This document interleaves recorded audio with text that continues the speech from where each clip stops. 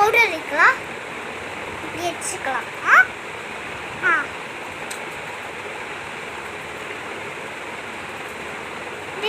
எங்க பெட்ரூம்.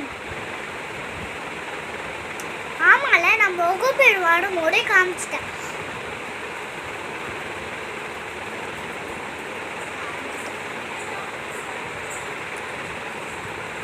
நல்லா இருக்கு ஃப்ரெண்ட்ஸ். ஆனால் இந்த வீடு, ஆனால் நீங்கள் வந்துருந்தா நீங்களும் என் கூட விளையாண்டுக்கலாம். நல்லா விளையாட்டு காட்டும்.